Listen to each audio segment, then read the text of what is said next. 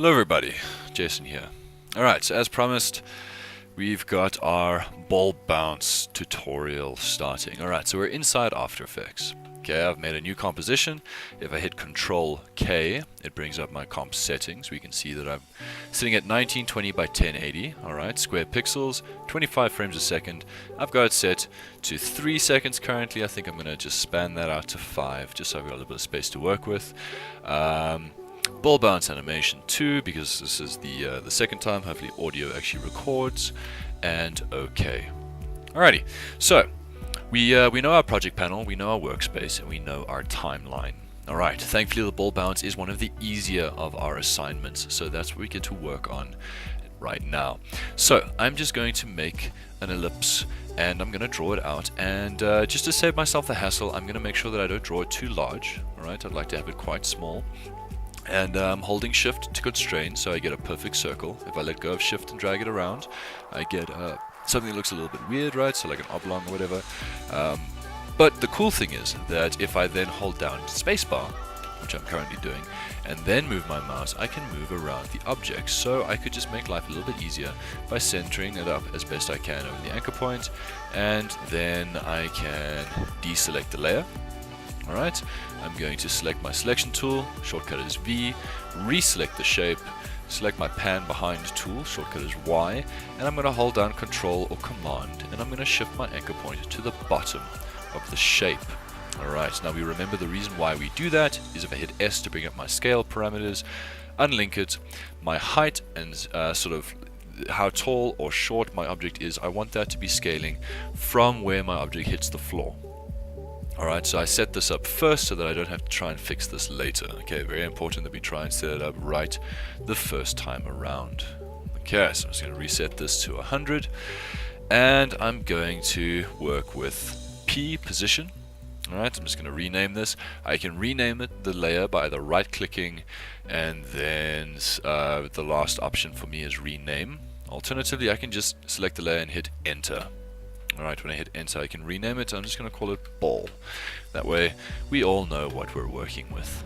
Okay, and I'm going to block out the positions, right? This just makes my life easier. So at sort of the beginning of my timeline, I want it up here. 1 second, I'd like it to hit the floor. Okay, 2 seconds, it's going to bounce upwards. Alrighty, 3 seconds, it's going to hit the floor again. And 4 seconds, it's going to sort of bounce slightly off the ground, and 5 seconds, it's going to land on the ground one last time. Now, if we take a look at the position of these sort of keys over here, we can see that it's not hitting the floor consistently. Alright, it can be a little bit difficult to eyeball where the floor is going to be, which is where we bring in these handy tools called the rulers. Alright, Control or Command R brings up the rulers or hides them. Alternatively, View Show Rulers. Alrighty, we also want to make sure that Show Guides is on, so that when we have that, I just want to quickly clear my guides. If I were to then click and drag, I can drag out a line. And I can say that that's where I want the floor to be, so I can now zoom in and just make sure that these points all touch the floor, like so. Alrighty. Now, when I'm done with my guide, okay, if I hit Control R or Command R, it hides the rulers, but it doesn't hide the guide. Okay, this doesn't count as a ruler, this is a mark. So, under View, we could either clear them, this deletes it. Lock just means that I can't interact with it. Alright, if I were to turn lock off, I could then shift this guide up and down. Okay, Snap to is a very useful tool. You saw that when I was shifting my keys, they sort of like stick to that line. If you play around with that, that's what snapping does. So if I were to turn snapping off, it wouldn't automatically snap to that line. And I could just then uncheck show guides, and it's no longer visible. Alright, thankfully that line won't ever render. Alright, it's just a reference, so even if you leave it on, you don't have to worry about this little blue line being in the end of your video. Okay, so we've got our path. If I were to play this back, we can see that we've got some inconsistencies. Alright, most notably the fact that we've got some curves coming out of our contact points. Alright, we don't want that. We want it to hit the ground, boom, and leave the ground from the same point that it hits. So, Under the pen tool, we have the convert vertex tool. So I'm clicking and holding over the pen tool. It brings up convert vertex tool over here, and I select that. And all I'm going to do, you'll notice it doesn't really do much when I'm hovering over null space, but when I hover over an actual key point, I get that little indicator. When I click, it adds or it removes curves. So I'm just going to reset this so that I can see exactly what I'm working with. V to bring up my selection tool. This way I can then space my bounces so that they're exactly in the middle. Alrighty, so maybe this bounce moves a little bit fast, so we'll have it do that. Okay, I'm holding down shift. By holding down shift, I constrain it to the horizon that I'm moving it along. That stops it from sort of floating around. And I'm fairly happy with that. Alright, now I can take my convert vertex tool and I can simply click, and if I were to click and drag, it creates a handle for me. And I can use said handles to introduce the arcs that we're looking for in these nice exaggerated bounces. Okay, so now we've got our arcs, and the next thing is that we want to make sure that we can actually get the timing for this right. Now this is moving very slowly. Alright, understandably we've told it to do everything over the course of a single second. Right, so now we are going to be moving up and down our timeline and just repositioning our keyframes. Okay, so we're going to start at the beginning. Now this ball is falling from a great height and it's then hitting the ground, so I would assume that this might take about 15 or 18 frames. Okay, so I could click this little head over here on our time indicator and try and drag and count out 18 frames, but that's not very accurate. Notice that while I do move this head, these numbers rise and fall, right? So that's a frame indicator. So I could click on this little block over here and I could type in 18 and it will take me to frame 18. Alright, that's one way of doing it. Alternatively, remember we spoke about using page up and page down. Alright, so page down moves us on to the right on the timeline by single frames. Page up moves us to the left. Alright, for the Mac users, we hold Command and we use the left and right arrow keys. Alright, if I hold down Shift and hit page down, I jump out by 10 frames. Alright, so I could hit Shift and page down twice to count 20 frames, and then page up twice to get to 18. And I'm just going to shift my keyframe up. Alrighty, then I might assume that it's going to take just as long for it to sort of reach the apex of this bounce. Okay, so it might take another 18 frames to get here, so I'll do the same thing. Shift page down twice, that's 20 frames, page up twice, that's back to 18, and I'll shift my key. Now, the ball has lost energy and momentum. Okay, it's not going to be falling from as high, it's not going to be falling as fast. So, it's not going to take as long to hit the ground. Alrighty, so instead of 18, maybe it's only 15. So shift page down once to get 10 frames, and then page down 5 times. 1, 2, 3, 4, 5. And I can shift this keyframe up. Alright, I'll count another 15. Page down and shift. Not now. Thank you, BattleNet. 1, 2, 3, 4, 5. And boom.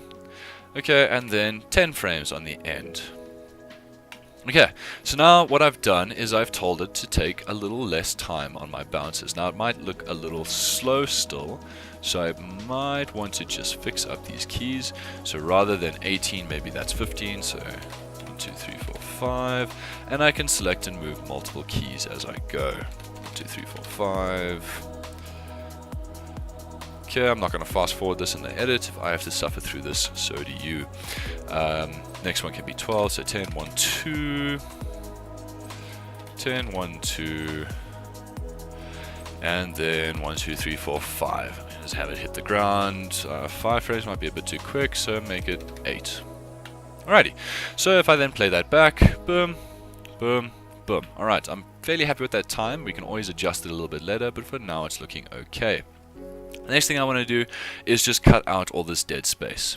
Alright, I don't want to have a video that just sort of sits here for 3 seconds doing nothing.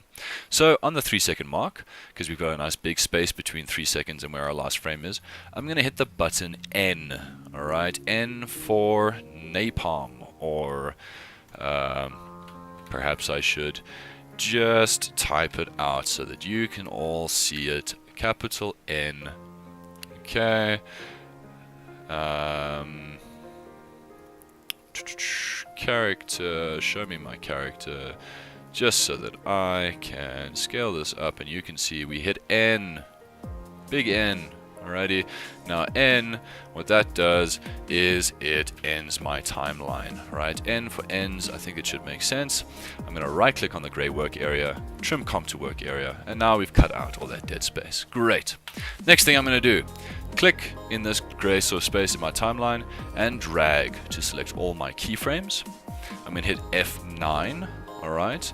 Alternatively, right click, keyframe assistance, easy ease. Right, we want to apply easing, and this changes our keys to look like little hourglasses. Now this is very important. Okay, some of us are forgetting to do this. It's getting a little bit frustrating to tell you to do this. Right, it should be second nature by now. We add easing to our keyframes to help apply realistic movement. The reason why this is important is because when I select a keyframe and jump into my graph editor, the only time that we're going to get our little speed bumps is if we've added easing. If I were to turn my keyframes back to our normal keyframes and jump into the graph editor, we get little blocks. Alright, this is not conducive to sort of changing the speed of our animation. Alright, it doesn't matter where I drag this line back and forth, it does make a little bit of a difference, but it's not going to do much by way of sort of like allowing for smooth animation between our processes. Okay. So we select all our keyframes, F9 to add easing, and now we can play this back and see what it looks like. Okay, so first of all, it's not behaving like a ball would, right? It's not falling. It's sort of easing into the contact, it's easing out of the contact. We know from experience that when we drop something valuable and that shouldn't be dropped, it picks up speed right up until the point it hits the floor and breaks, and sort of our hearts shatter with it, right? So we need to emulate that. Okay, so how I go about doing that is I select the key that I want to use, jump into my graph editor, and I play around here. Alright, now there's a couple of options that we can turn on and off inside the graph editor. Okay, and we should know what these are.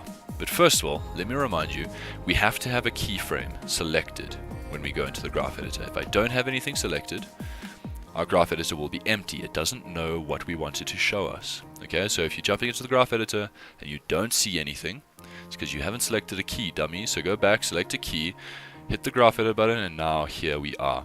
If I right click in any of the gray space in here, I get this little pop-up. Okay, auto zoom is a very helpful feature. What this means is that it will automatically zoom us into our timeline so that it fills the space with our ups and downs. If we had very small movement and the auto zoom was off, it would be a tiny little blip down here somewhere, and it would be very difficult to see what we were animating. Okay. Show selected properties just means that we've selected position, and thus it is showing the selected property being position. Graph editor set, I'm not entirely sure what that does, but I'll just leave it on for the sake of it.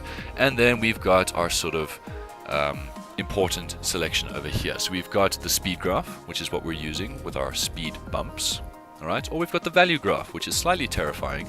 It's a little bit more powerful, but it's not something that we want to be using at the moment. Alright, so we want to be in Edit, Speed, Graph.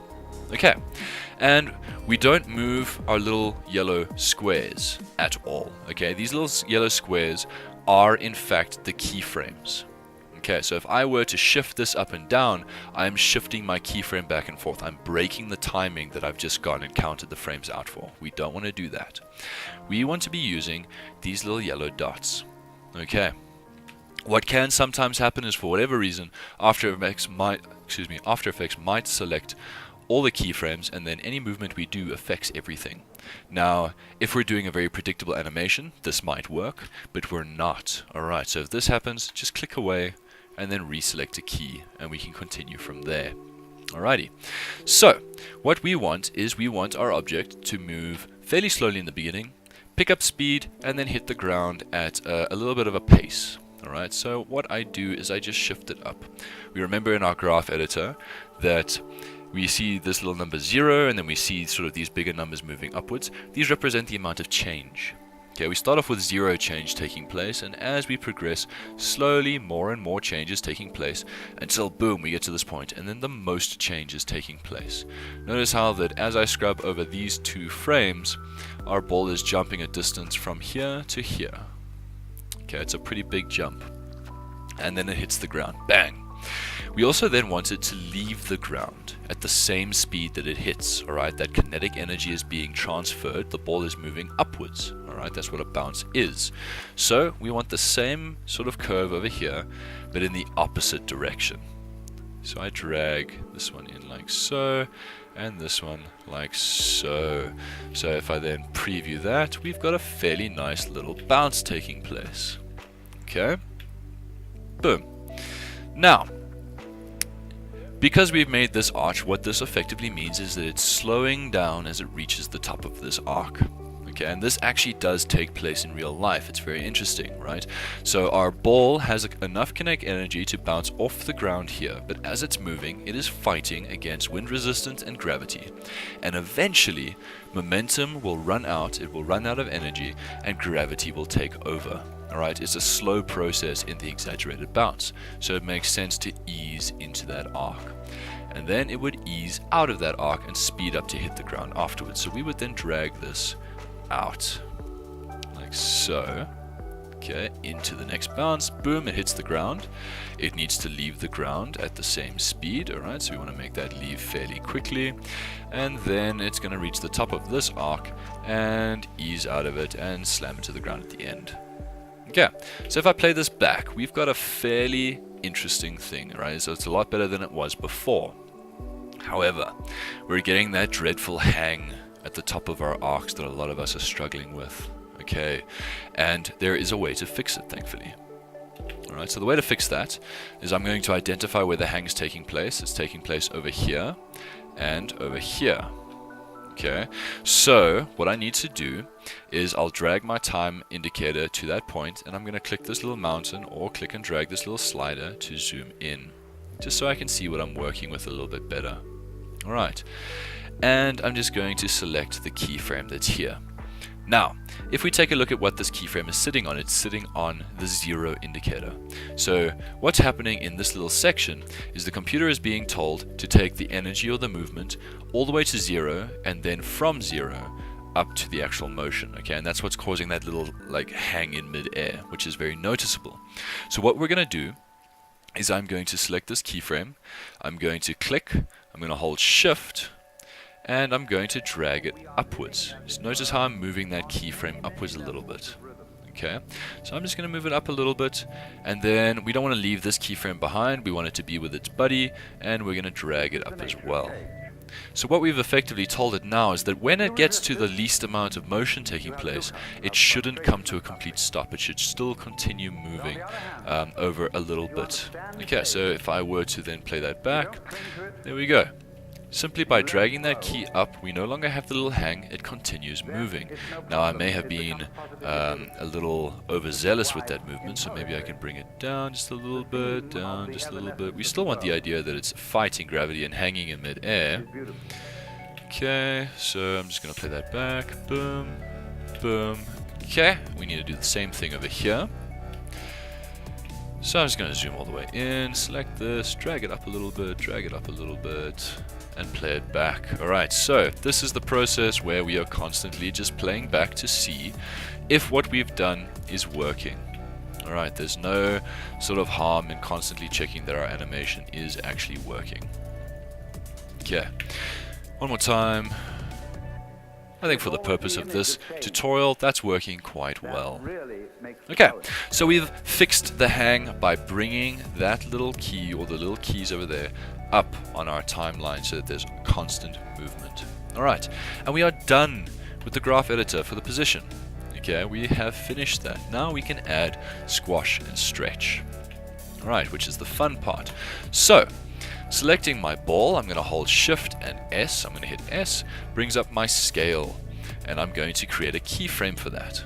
Alrighty, I'm going to right click on that frame and I'm going to say toggle hold keyframe, and this is just so that I don't get confused by a constantly scaling ball. I want to block out my animation. Okay, when it hits the ground, I know for a fact that I want it to squash out a little bit, depending on how rubbery or sort of hard or like malleable I want this object to be. It's going to squash and stretch to varying degrees. So I'm thinking that if we sort of stretch it out to about here, maybe 120. Alright, we've sort of squashed it out, but we're not maintaining our volume, right? This ball has grown in size if we take a look. Okay, so what I've added to the width, I need to subtract from the height so that it always adds up. Mathematically, if we can keep it correct, we maintain the volume, and that is a very visible process. So I took 20 and added it to the width. I need to subtract it from the height, so it's going to be 120/80. Now if we take a look at that, we can see that this ball is the same size, but is in a different sort of shape. Okay, so we've now blocked out the squash. At the top of the bounce, it's going to be a perfect circle again. I don't need to try and remember what these numbers were. I can simply select my key from the beginning, where it is a perfect circle. Alrighty, drag myself back out to where it's going to be a perfect circle here. Control or Command C to copy that frame, and then Command or Control V to paste it. Alright, and now I'm just working smart and not hard. When it hits the ground, it's going to squash again. So Control C, Control V to paste that, but it's not going to squash as much, right? It's not falling as fast or from as high off the ground. So I can copy this frame across to over here just to get like my basic maths down, but then I can change the value. So instead of 120/80, I'm going to make this 110 and 90, and now it's not squashing as much. It's then going to reach the top of its arc over here, so I can simply copy paste my first keyframe again where it's a perfect circle, and on the very end I'm going to copy paste my squash. We need to remember to add squash on our final impact. Alright, if we've added squash up until this point and then we forget to add it on the end, it's very visible. It looks like the character has died in mid-air.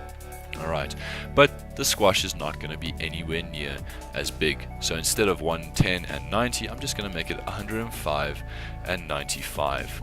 And then I'm going to count out 1, 2, 3 frames, and we can make it a perfect circle again. And that just gives us our nice little blip at the end.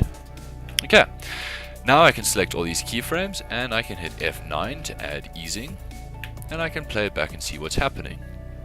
Okay, it's looking a little bit more interesting, but it's not behaving as a ball would just yet.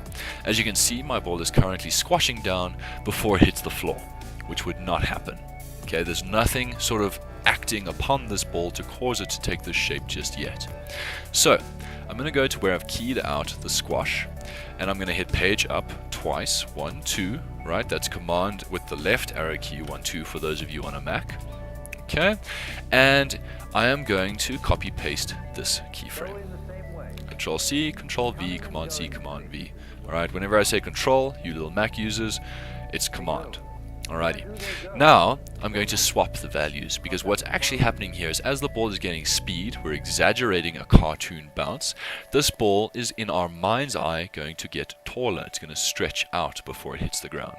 So I'm just going to swap these values around. We'll make this 80, and we'll make this 120.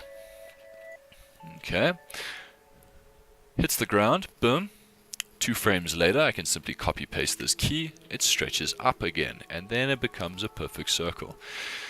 Hits the ground, 2 frames beforehand, I'm going to copy paste this key, and I'm going to swap the values, 90 and 110. 2 frames afterwards, 90 and 110. Alrighty, and we can be a little bit more lazy towards the end over here. Alright, so what we've done at the very end, because it's falling from such a low height, it's technically just a little bubble, like a little blip on the end. We don't need to add a stretch to this, okay, but we do need to then adjust the timing so that we don't have it turning into a squashed object before it hits the ground. So we can get to that when we jump into the graph editor. But if I were to play this back, already we've got a better idea of what's actually happening with this ball. We're starting to get to that. Okay, so now we're going to select one of our scale frames and we're going to jump into the graph editor. Now the graph editor for scale is a little bit more scary than position.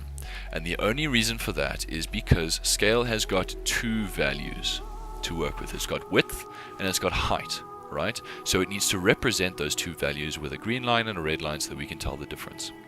The only thing that we need to do for this exercise though, zoom in, drag myself over so I can see what I'm working with, and we just need to work with this little frame over here and this little frame over here for now. If I drag through, this squash is taking, or stretch rather, is taking, it's happening too soon. Alright, it's beginning to deform, but it's not moving fast enough, right? It's not believable that it's picked up enough speed for that change to occur just yet.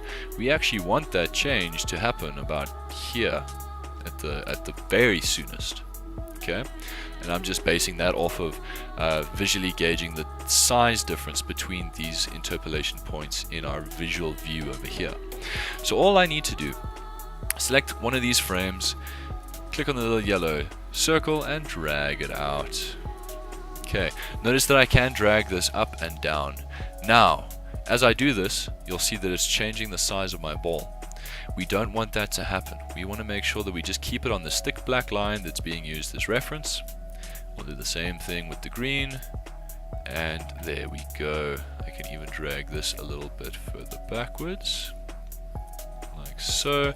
And if I scrub through this now, perfect circle, slowly easing into a transformed circle until it hits the ground. Boom. We don't need to worry about this little transition. It actually helps break the sudden shock of the squash, so having that little transition there is actually quite useful.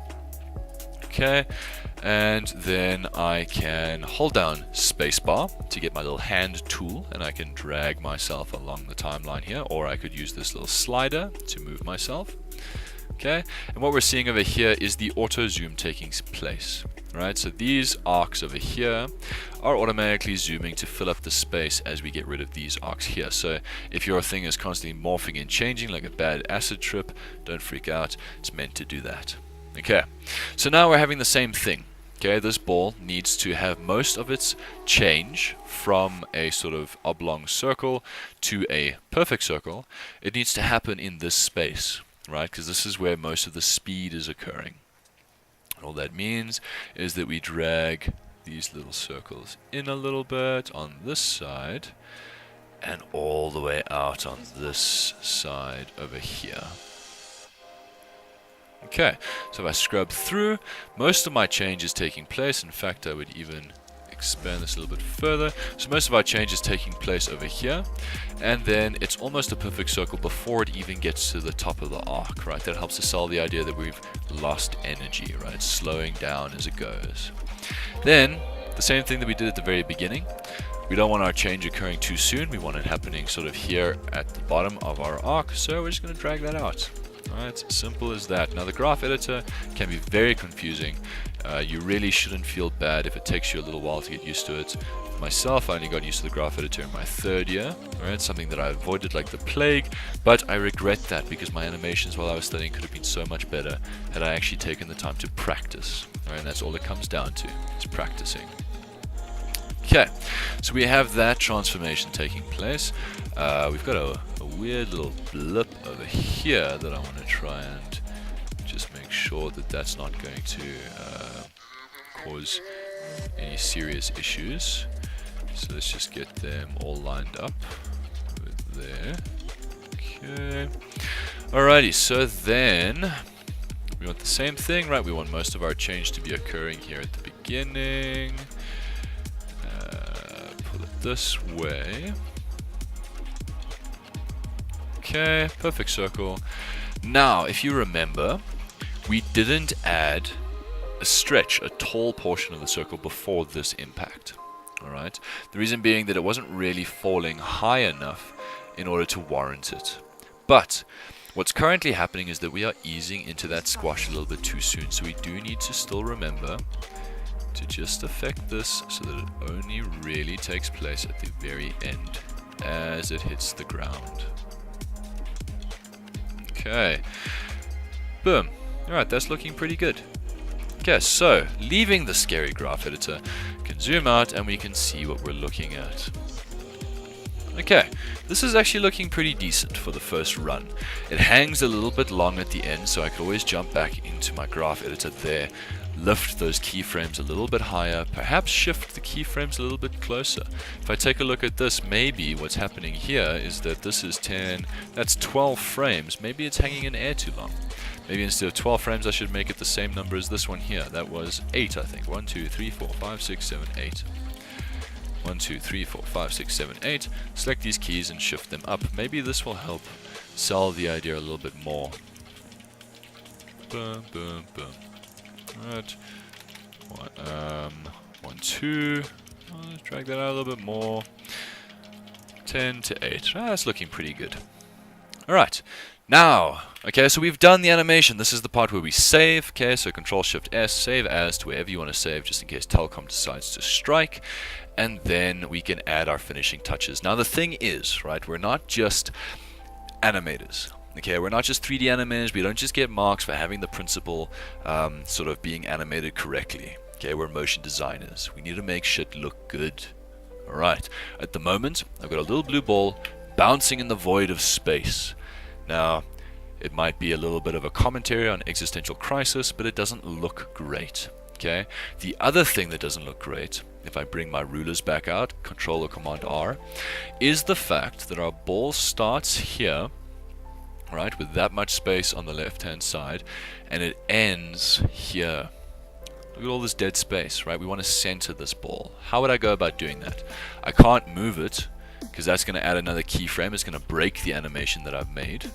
Alright, so what I can do, so I'm going to hit View, I'm just going to clear my guides, I don't need them anymore. I am going to click on this little button over here, next to my zoom percentage. It's called the Choose Grid and Guide options. And I'm going to select the first option, Title Action Safe. And this gives me an action safe for when I'm working with television. Right, so this can be a very useful tool. We know for a fact that everything in this middle box will be on TV. Pretty much up to this border over here will be on screen. Anything outside of this border has a risk of being cut off. So as a general rule, we kind of want to keep our animation within these outer lines. Okay, so the way that we can do that, right, so we're inside the line, but it ends quite far away from the other line on the other side. I'm going to go to Layer, New, Null Object. Alrighty, and we get this little red square, which I can click and move around. But for the red square, I need to make sure to click and drag on its anchor point, because if I drag anywhere else, I scale it. Alright, and if I try and drag, okay, I can click in the middle and drag. I actually didn't know that. Cool. The more you know. So I'm just going to position that inside of my circle, like so. And I'm then going to parent, right? So I parent by clicking on my little pick whip tool and dragging over to the null. Now, wherever I move my null, so I'm going to hold down Shift and use my arrow keys, I am going to move not only the shape, but all of its keyframe information. Notice how that as I'm moving this, it's not changing my animation. Alright, so a null is a very powerful tool to just help you align things after we've done our animation. Perhaps we didn't think about it clearly enough at the very beginning. So this gives us our opportunity to reposition it towards the end. Now this is looking a little bit better. Alright, so we're starting up there. Let's drag it a little bit more this way. And then, nope, still not touching the edge. So perhaps there. And this might seem tedious, this might seem silly, but trust me, this is where we start getting our little extra marks, is having our things centered. Right, so properly aligned. That's looking a lot better in terms of visual weight. It's using up the center of the screen now. Okay, now that I've got in the right position, I can delete the null. I no longer need it. Deleting the null is not going to affect it. It's going to unparent our object, so life is good. Now, we don't want this object just bouncing in black space. Okay, but we also don't want to give it a very garish background. We don't have to put a lot of effort into our background. What we can do is we can go up to Layer, New, and then we can select Solid. Alright, shortcut for this is Control Y, and when we select this, we get a little solid setting box. Alright, now it will automatically be set to the size of your workspace. Okay, so don't change these numbers, they're fine. We can change our color, however, and we get this little color picker tool over here. So I can click this, and whatever I hover over, it's going to then select that as a possible option to change my color to. So I'm just going to hover over my ball just to get an initial blue, and I'm going to just then use this color picker to make it slightly darker, like so, and I'm going to say OK.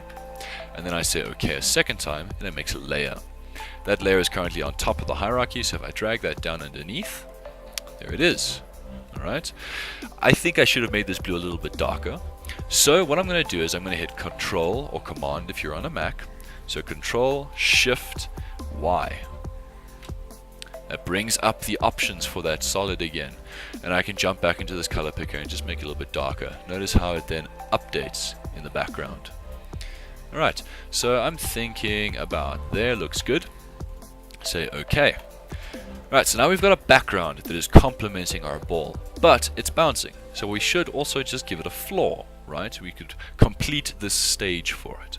So I'm going to select my solid, which has now been labeled deep royal blue solid 4.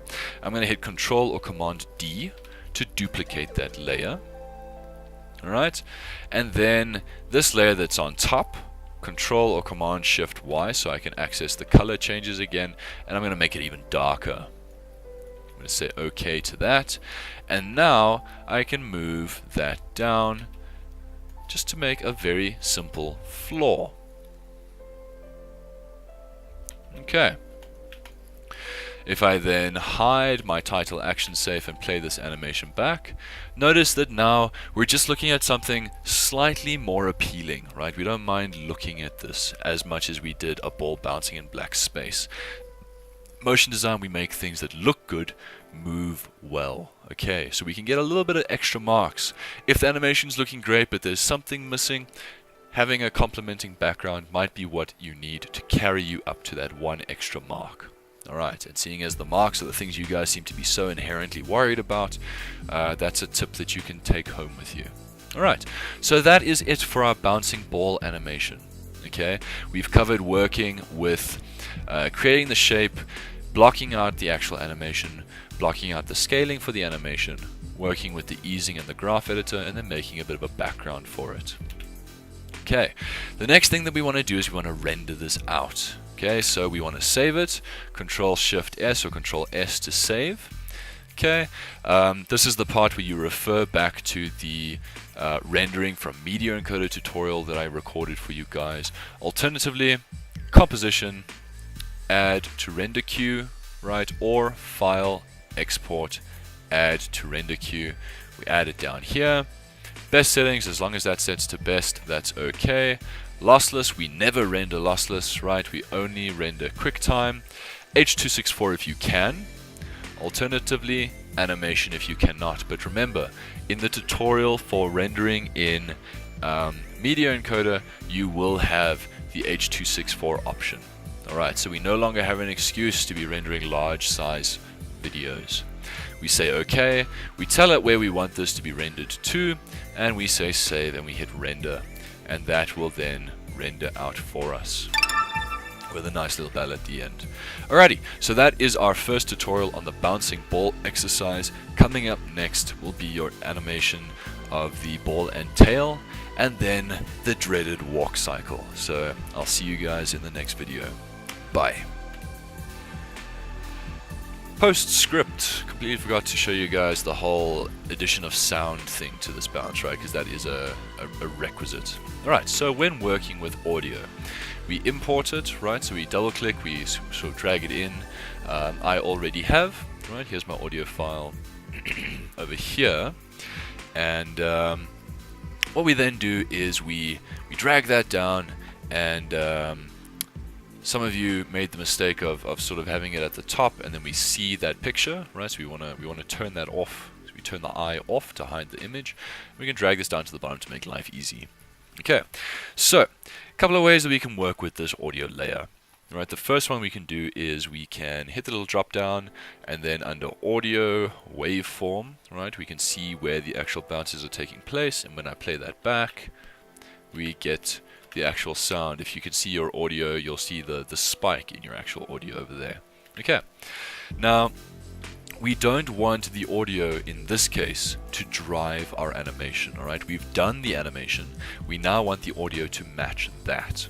Okay, so now I need to cut this audio. Now how I go about doing that, I've decided of all the bounces in this audio clip that I like the first one. Alright, it's the easiest one to find. So there's a couple of ways I could go about this, but the easiest way is if I hold down Alt.